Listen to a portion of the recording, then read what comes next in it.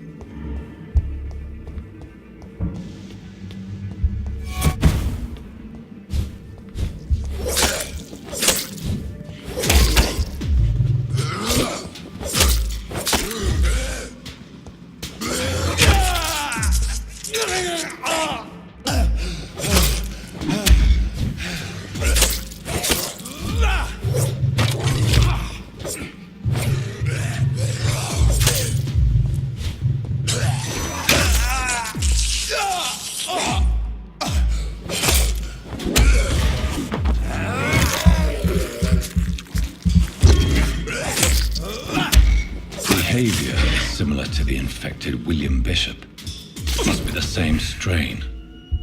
This sickness moves faster than influenza.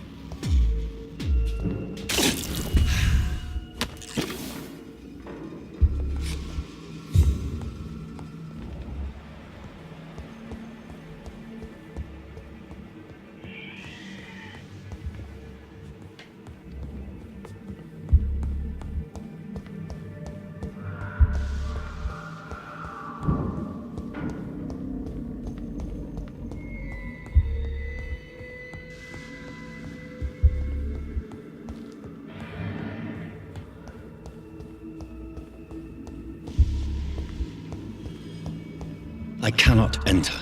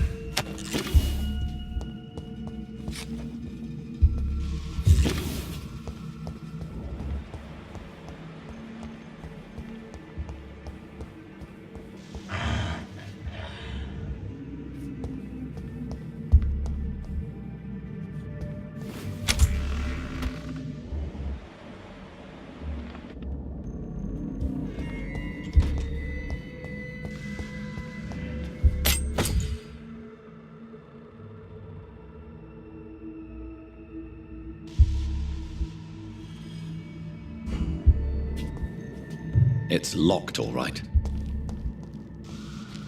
Tippett has made an egregious error. It's time we talked.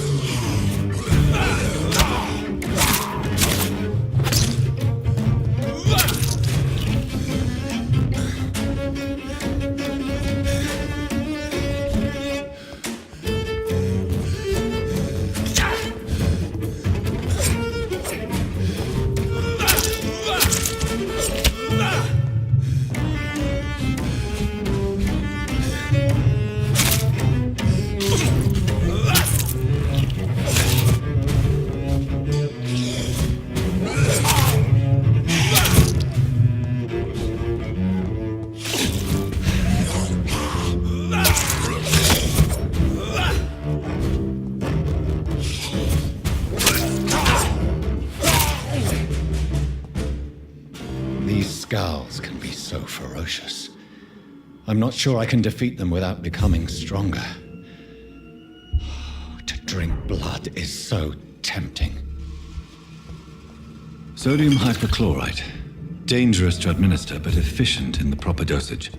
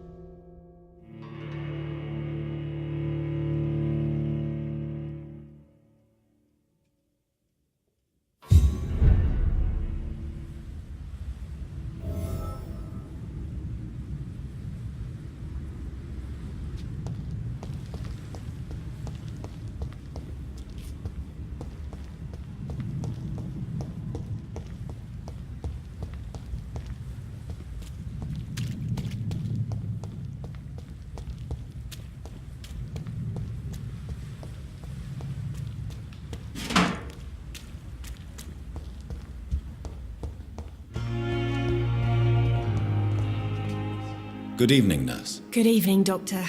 I don't think we've been introduced yet. My name is Pippa Hawkins. And I'm Dr. Jonathan Reid. Dr. Swansea has recently offered me a position in this hospital. Well, it's a euphemism that your help will be appreciated, Doctor.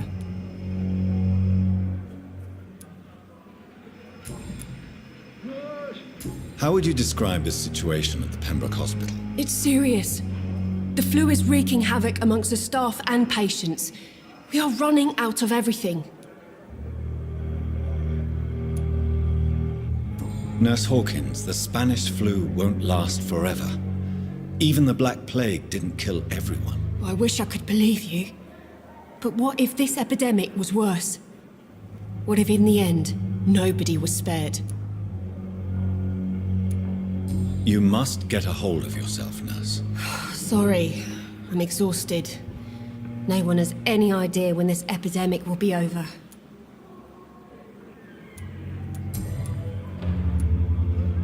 How long have you been a nurse? Well, long enough to see that the epidemic is winning. And no matter how qualified you are, don't tell me you'll change that.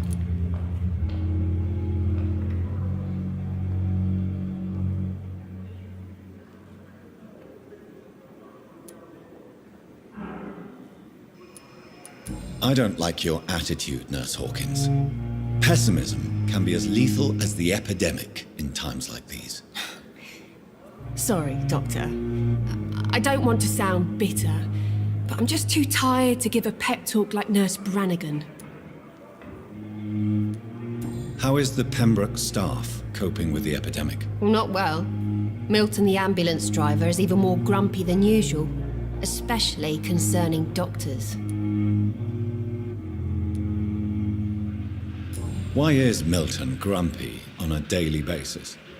Is it just an act? Milton's not the kind of man who's bothered about a bad reputation, whether he deserved it or not.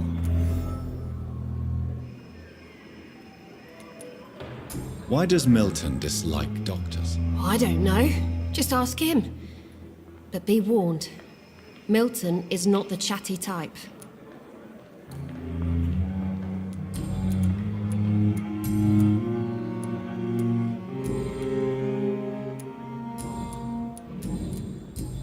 Goodbye, Nurse Hawkins.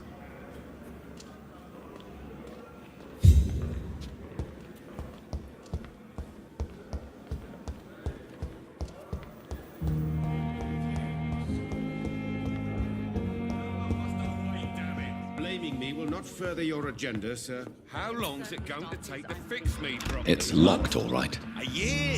You have the right to disapprove of our methods, and you will kindly apologize when you're feeling better.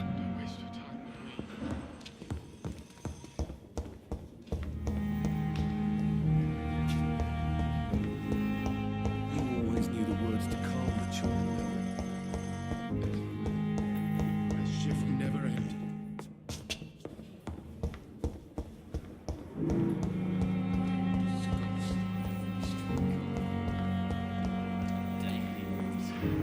Good evening, Miss Howcroft.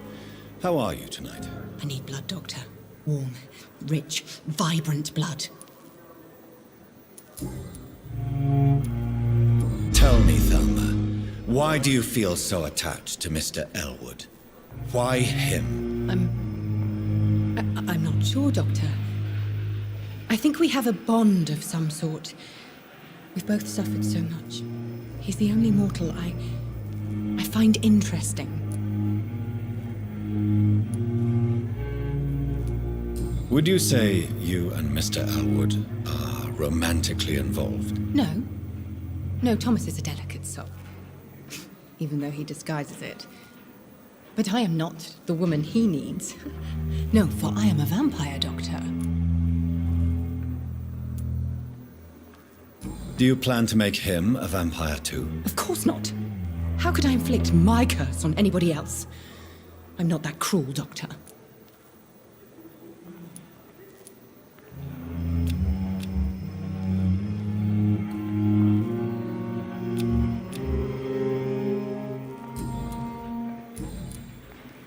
I'll leave you, Mistress of the Dark, to your nocturnal activities.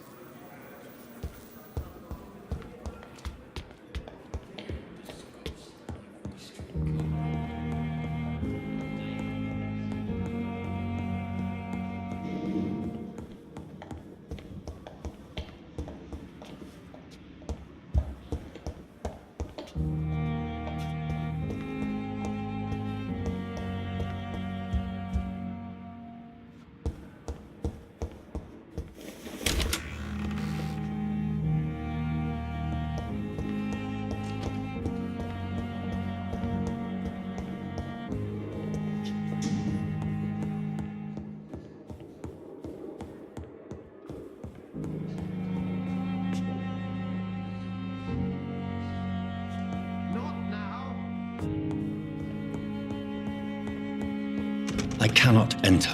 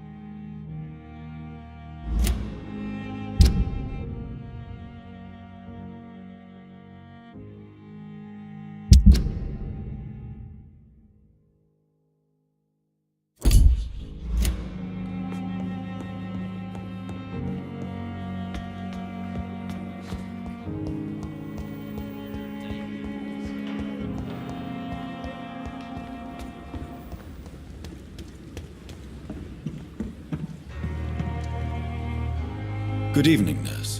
I'm Dr. Jonathan Reid, the new surgeon here at the Pembroke. Dr. Swansea has already told us about you, sir. I'm Nurse Gwyneth Brannigan. Welcome to the Pembroke Hospital. Did he really? It's a good thing I wasn't hoping to keep a low profile. All members of staff have already read about your new blood transfusion technique. Dr. Swansea made sure of that. I see.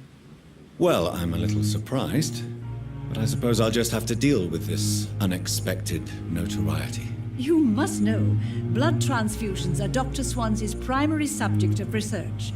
He is convinced it is the future.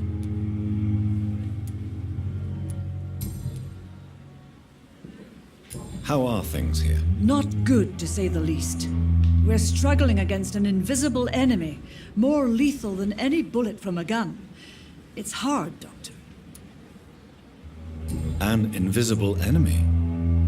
Quite a poetic term for a disease, especially from a nurse. Sorry, Doctor. These last few weeks have been exhausting. We could all do with a good night's sleep. Do you think this hospital can survive the epidemic? We are all volunteers here, and we're trying to hold fast, but how do we beat an invisible killer? Some nurses have already resigned.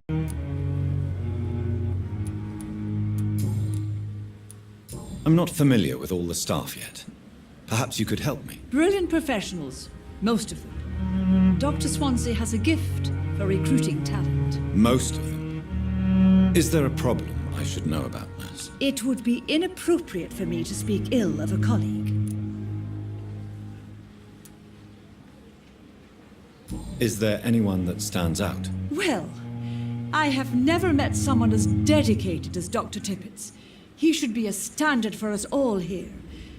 If only he were younger. Why should his age be a problem? I guess it's fair to say he's always pushing himself to the limits. He just doesn't know when to stop and get some rest.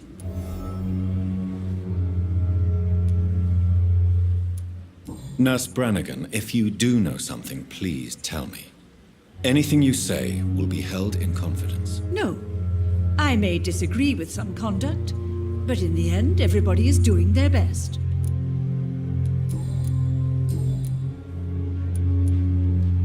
Goodbye, nurse. Call me if you need assistance.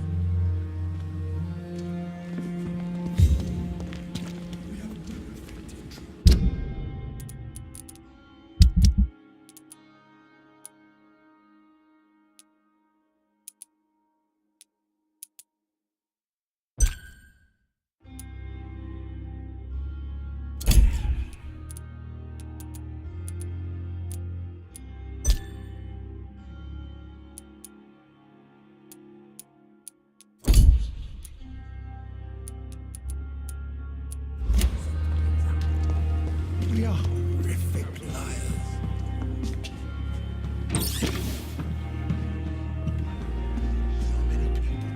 Good evening, sir. So it is true. The famous Dr. Reid has joined us. I can't think of any better news during these terrible times. Do we know each other? Actually, yes. We met once before at the Rockefeller University in New York. Dr. Tippett, yes, I remember. I was assisting Professor Carell in his research about coronary bypasses. He had nothing but praise for you. He was also very confident about your future. And look at you now. Eminent surgeon and blood transfusion specialist. What is the Pembroke Hospital situation? And please, speak freely. This hospital is not exactly the best of London. I'm sure you are used to working in a better environment. At least I'm mistress of the dark. Stop following me.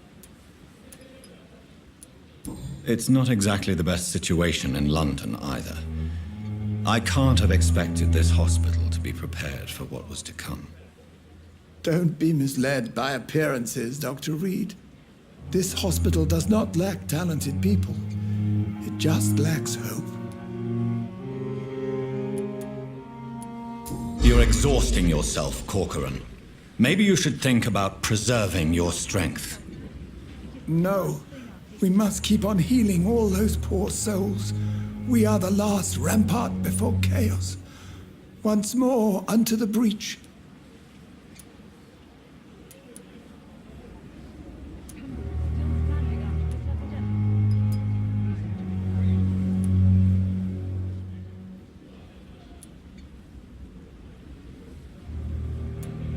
Nurse Brannigan is worried about you, Doctor. She should not have told you that. I will have a word with her. You don't have to blame her for her honesty. I'm not that kind of man, my dear Jonathan. Actually, Nurse Brannigan's opinion is the only one I may listen to.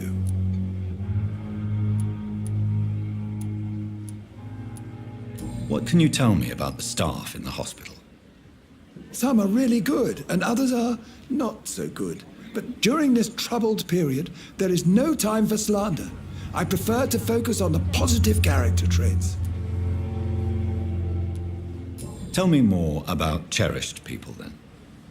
Nurse Brannigan is a pearl. She is the most helpful and dedicated nurse I've ever worked with. A clever and cheerful woman. You really seem to admire her skills. I'll go even further. If she was a man, she would be a damn fine practitioner. Any opinion about the management? I don't always agree with Dr. Swansea's reserve, but I must admit he does all he can to keep this facility running during this crisis. Ah, yes, the burden of command. I was fed up with this concept while serving as a medical officer. Don't get me wrong. Swansea's a good administrator. I just wish he would get out of his office now and again.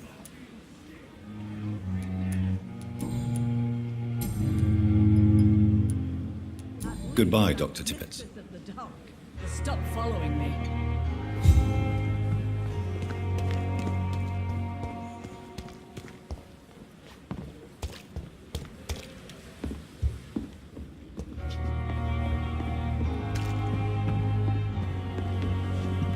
Safer here than anywhere else in the East End.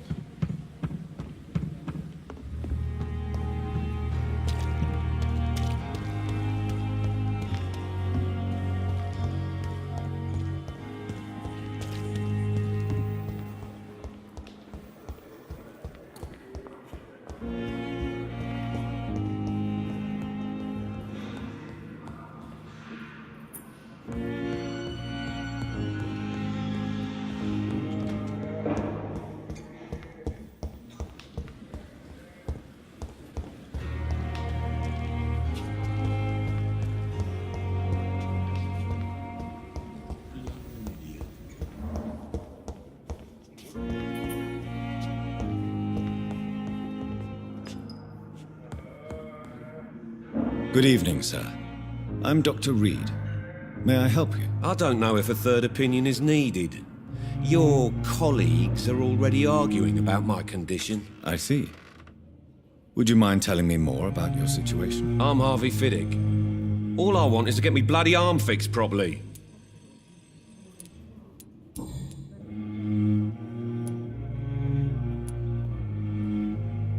Tell me about the doctors who are arguing about your case. Strickland and Aykroyd. They both want the best for me, but there's a lot of pride there. Doctors are no different from carpenters, it seems. What do you mean? I often had professional arguments with rivals on a building site. Difference is I disagreed about wooden nails, not flesh and bones. Tell me about yourself, Mr. Fiddick. I'm just a regular guy waiting to get his arm fixed, so I can return to work and to my family. I was more curious about what you were doing before being hospitalized. I'm a carpenter, and a good one too. But that means I need both arms to feed my family, Dr. Reid. Are you satisfied with your treatment here? Well, it's clear that I've chosen a bad time to be injured. Forgive my bluntness, but you seem overwhelmed by cases of the flu. I won't lie to you about it. I'm afraid we are. Are you sure you don't want to operate yourself, Dr. Reid? I have the feeling you're very capable. And your colleagues seem to think so too. In other circumstances, you would be right. But for now, I don't think I can take on the responsibility. My apologies.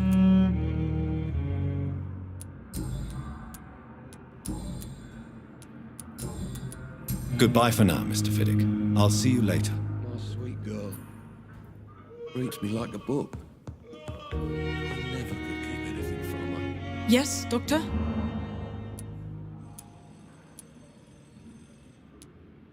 Why then do you always work the nights? Don't you ever sleep? At the Pembroke, we're always hands on deck. Lack of sleep and the medical profession always ends in disaster. I've witnessed many a colleague succumb to stimulants to fight exhaustion. Drugs were as deadly as bullets in the trenches. London's trenches start here at Pembroke Hospital. We are on the front line, make no mistake. Your dedication to the Pembroke does you credit, Nurse Crane, but when do you sleep? We staff get our sleep when we can, Doctor. Nursing is a vocation, not the labor of a journeyman.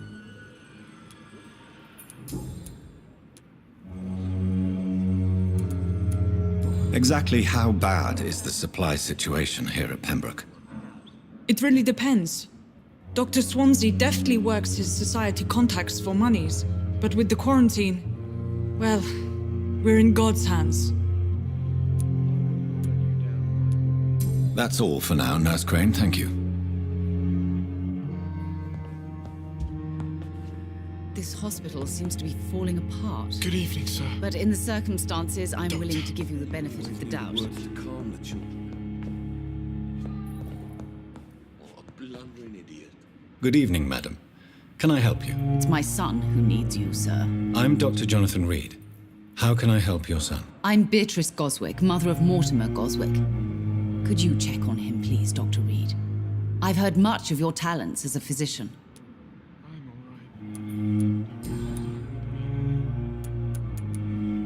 What can you tell me about yourself, Mrs. Goswick? Not much to say.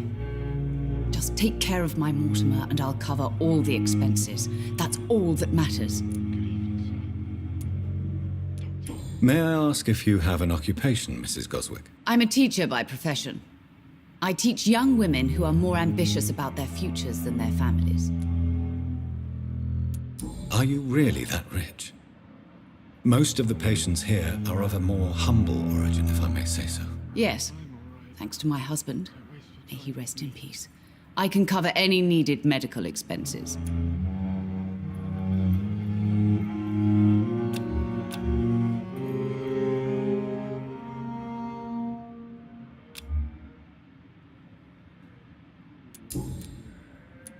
What do you think of your reception here? Any complaints? I have had the uttermost reservations about this hospital since we arrived. But we had no other choice, considering the state of emergency. Is there something in particular that's bothering you? Some of the staff were not especially welcoming. I suspect they're not accustomed to dealing with patients of such social standing. Tell me more about your arrival at the Pembroke Hospital. What gave you such a bad first impression? The ambulance driver was quite rude, for a start. And that nurse, Miss Hawkins, seems to have quite a dubious attitude. What do you mean? She managed to secure a bed for my son despite the epidemic. It was a relief, but it wasn't cheap.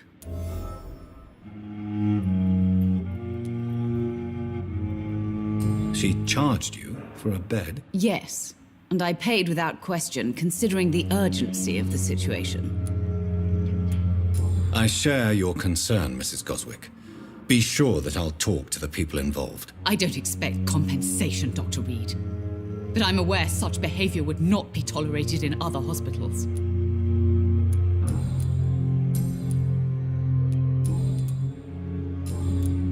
Goodbye, Mrs. Goswick.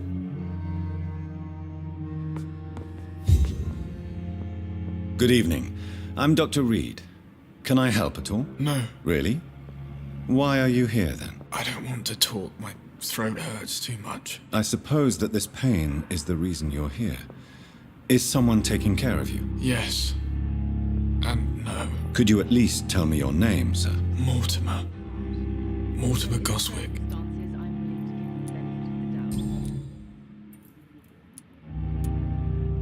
How painful is your throat, Mr. Goswick? So painful I'd rather not talk at all, Doctor.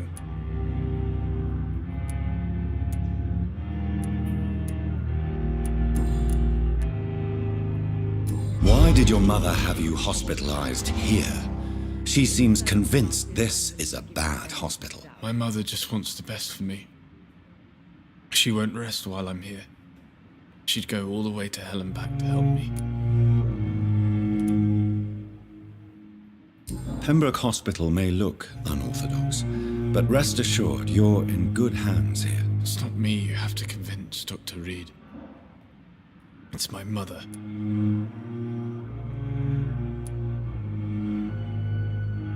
Is your mother bothering you? As your doctor, I can ask her to leave you alone if you would prefer. That's tempting, Doctor. But you have no idea what my mother is capable of. She would tie herself to my bed if you asked her to leave. But in the circumstances, I'm willing to give you the benefit of the doubt. How painful is your throat, Mr. Goswick? So painful I'd rather not talk at all, Doctor.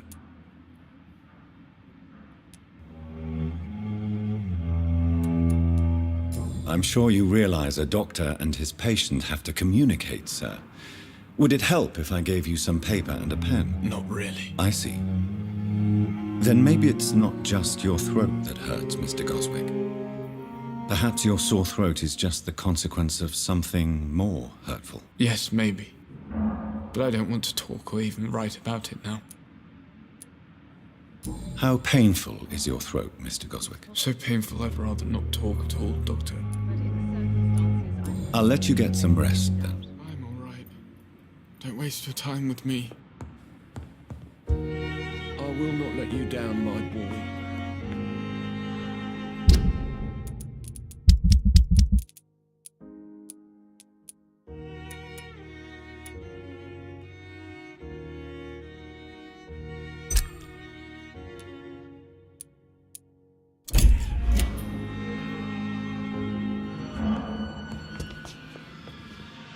Yes, Doctor? That's all for now, Nurse Crane, thank you. My sweet girl. Reads me like a book.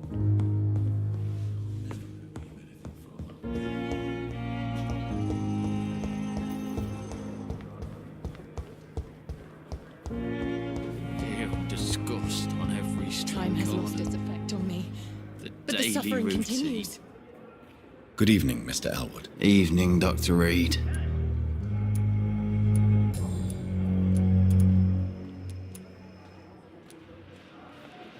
How close are you to Miss Horcroft? To wait for her. Aren't you afraid? She's quite harmless.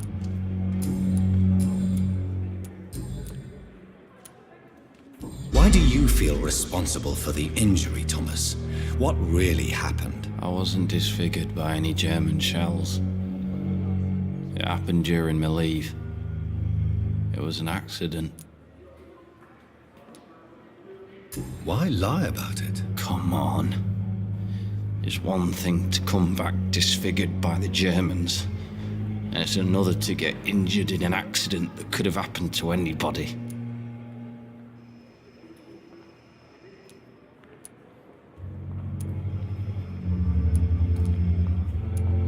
You know you can't hide forever.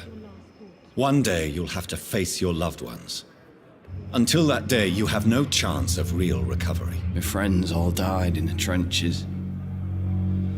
It's shameful enough to be alive with these stupid scars. I don't want my children to see me like this. Tell me what really happened then. I went with a whore in Rouen. Dead drunk I was. The hotel was a shithole. There was a fire that night. Did you start the fire? Were you trying to avoid going back to the front? That's not uncommon, you know. No. It's just that I was asleep when the flames reached the room. The girl was long gone. Bitch never woke me up. Left me to burn. Goodbye for now, Mr. Elwood. Damn. The pain. It's here again. I wonder what your last thoughts would be, sir. Good evening, Nurse Hawkins. Good evening, Dr. Reid.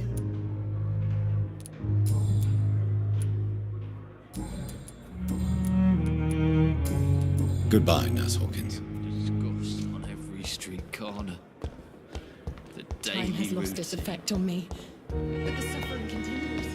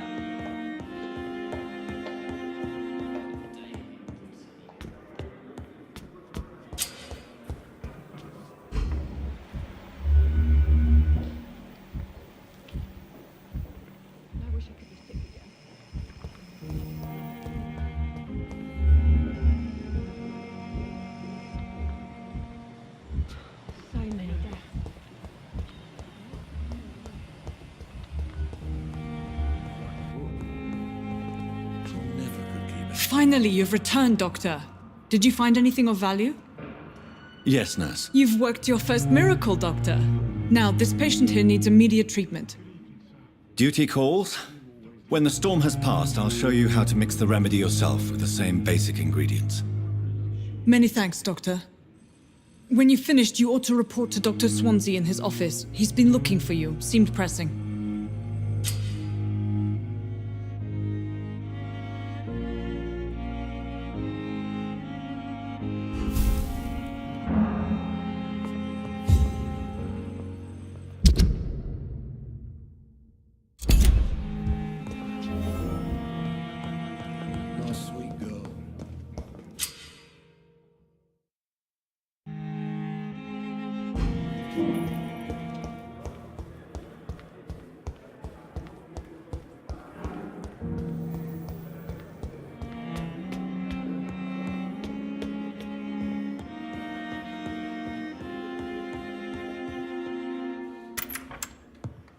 Please, Jonathan, come in. Fascinating, is it not? In the last decade, so many mysteries have been brought to light with our microscopes. The human body, biology's penultimate frontier. The more we explore its boundaries, the less we're able to trace a clear line between life and death.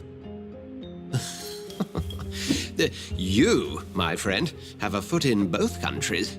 The view must be vertiginous. It's at least as vertiginous as chatting about vampires with you, I would say. This must be all so new to you. This area of town, the hospital, a brand new life. How stimulating it must be. I wish I could share your enthusiasm, Dr. Swansea, but my condition defies scientific categorization. Undead? Unalive? Immortality defies logic. I cannot express my thrill at this serendipitous turn of events. The world's most eminent specialist in blood transfusions, a vampire. One might say a gift from heaven.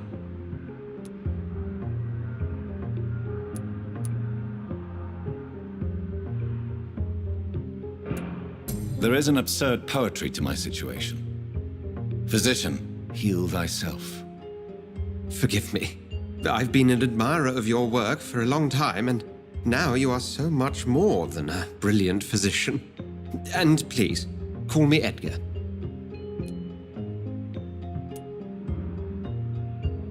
There is no need to apologize, Edgar. You offered me sanctuary when I had none. Very well. I have a task for you, Jonathan. Something that will require all your newfound skills. Please, go on. The Pembroke only survives through the generosity of our benefactors. Unfortunately, our main donor has found herself in a bit of a bind. Now, if you could help her out... A spokesman or politician is what you need. That's not my calling. And until I come to understand what has happened to me, I require discretion. Discretion is in order, Jonathan. Lady Ashbury has recently received rather indelicate correspondence that, if revealed, would jeopardize her position. And you would like me to eradicate this threat? By the stole, of course not. I would just like you to pay her a visit. Her ladyship is certainly near the tents outside, tending the sick. You can't miss her. Look for someone impossibly delicate. Accepted. I'll see what kind of trouble Lady Ashbury is in.